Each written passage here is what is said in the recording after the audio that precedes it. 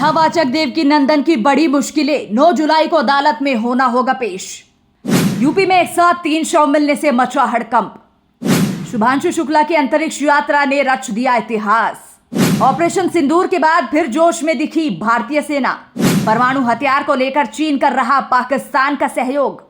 नमस्कार, स्वागत है आपका न्यूज नेटवर्क में। मैं हूं आपके साथ नेहा। आइए नजरें डालते हैं आज की तमाम बड़ी खबरों पर। कथावाचक देवकी नंदन की लगातार मुश्किलें बढ़ रही हैं। जी हां, भारत विभाजन और कश्मीरी ब्राह्मणों के नरसंहार के लिए जयचंदों को दोषी ठहराने के आरोप में अधिवक्ता ने अदालत में मानहानि के आरोप में परिवाद प्रस्तुत किया था, जिसमें कथावाचक देवकी नंदन ठाकुर अदालत में पेश ही नहीं हुए, जिसके बाद उन्हें नोटिस जारी कर 9 जुलाई को अदालत में पेश होने के आदेश दिए गए हैं। आपको बता दें कि अधिवक्ता अजय प्रताप सिंह ने कथावाचक देवकी नंदन शर्मा उर्फ देवकी नंदन ठाकुर के खिलाफ ये परिवाद प्रस्तुत किया था।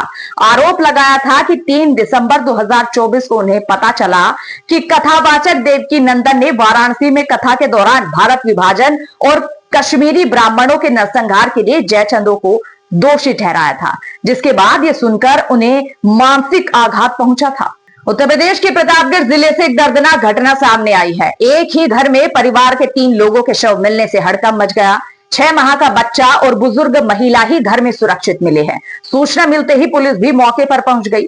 जानकारी के अनुसार लीलापुर थाना क्षेत्र के सगरा सुंदरपुर बाजार स्थित एक मकान में दुकानदार समेत 3 की संदिग्ध हालत में मौत हो गई। घर के अंदर कमरे में बेड पर तीनों के शव मिले हैं। माँ बेटा पत्नी की मौत से कोहराम मचा हुआ है। आपको बता दें कि परिवार के ये 5 लोग रात में खाना खाकर सोए थे और सुबह 6 माह का बच्चा और बुजुर्ग महिला ही घर में सुरक्षित पाए गए। सुसाइड करने की आशंका भी जताई जा रही है। पुलिस ने मौके पर पहुंचकर छानबीन शुरू कर दी है। सुसाइड नोट नहीं मिला है। जो बुजुर्ग महिला बची है उसकी भी मानसिक हालत ठीक नहीं है। शुभांशु शुक्ला की अंतरिक्ष यात्रा ने इतिहास रच दिया है। अंतर्राष्ट्रीय अंतरिक्ष स्टेशन के लिए शुभांशु शुक्ला की उड़ान के साथ ही 140 करोड़ भारतीयों का स्वाभिमान 7वें आसमान पर पहुंच गया है। शुभांशु ने एक्सियोम स्पेस द्वारा संचालित वाणिज्यिक मिशन के तहत बुधवार को 3 अन्य अंतरिक्ष यात्रियों के साथ रवाना होकर इतिहास रच दिया है। स्पेसएक्स के फॉल्कन 9 रॉकेट ने दोपहर 12 बजे एक्सियोम मिशन के 4 अंतरिक्ष यात्रियों को लेकर फ्लोरिडा के केनेडी स्पेस सेंटर से आईएसएस के लिए उड़ान भरी, जिसका दुनिया भर के लोगों ने स्वागत किया। वहीं प्रधानमंत्री नरेंद्र मोदी की अगुवाई में हुई कैबिनेट की बैठक में भी अंतरिक्ष मिशन के सफल प्रक्षेपण पर प्रस्ताव पारित कर खुशी जताई गई। शुक्ला के माता पिता लखनऊ स्थित सिटी मॉन्टेसरी स्कूल में इस ऐतिहासिक उड़ान के गवाह बने। इस स्कूल से शुक्ला ने भी पढ़ाई की है। पहले भारतीय अंतरिक्ष यात्री राकेश शर्मा की अंतरिक्ष यात्रा के 41 साल बाद किसी भारतीय की ये यात्रा हो रही है। राकेश शर्मा की ऐतिहासिक उड़ान के 1 वर्ष बाद 1985 में जन्मे शुभांशु दूसरे भारतीय अंतरिक्ष यात्री बन गए हैं। ऑपरेशन सिंदूर में दुश्मन को धूल चटा चुकी भारतीय सेना का जोश चरम पर है। भारतीय सेना ने हाल ही में ऑपरेशन सिंदूर पर एक और वीडियो साझा किया है, जिसमें भारत के दुश्मनों को कड़ी चेतावनी दी गई है कि अगर अगली बार सीमा पार की गई तो और भी भयंकर हमला होगा। भारतीय सेना ने पाकिस्तान के खिलाफ ऑपरेशन सिंदूर का एक आधिकारिक वीडियो साझा किया है, जिसमें कहा गया है कि देश के दुश्मनों के खिलाफ पहले से भी अधिक भयंकर तरीके से तैयारियां चल रही है।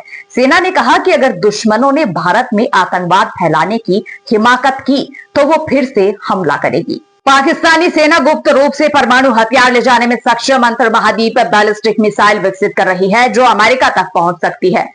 भारत के ऑपरेशन सिंदूर के बाद पाकिस्तान चीन के सहयोग से अपने परमाणु शस्त्रागार को उन्नत करने की कोशिश कर रहा है। अमेरिकी अधिकारियों के हवाले से रिपोर्ट में कहा गया है कि अगर पाकिस्तान ऐसी मिसाइल हासिल करता है तो वाशिंगटन उसे अपना परमाणु विरोधी घोषित कर देगा। परमाणु हथियार रखने वाला कोई भी देश जिसे अमेरिका के लिए संभावित खतरा या विरोधी माना जाता है, उसे परमाणु विरोधी माना गया है। आपको बता दें कि वर्तमान में रूस, चीन और उत्तर कोरिया को अमेरिका का विरोधी माना जाता है।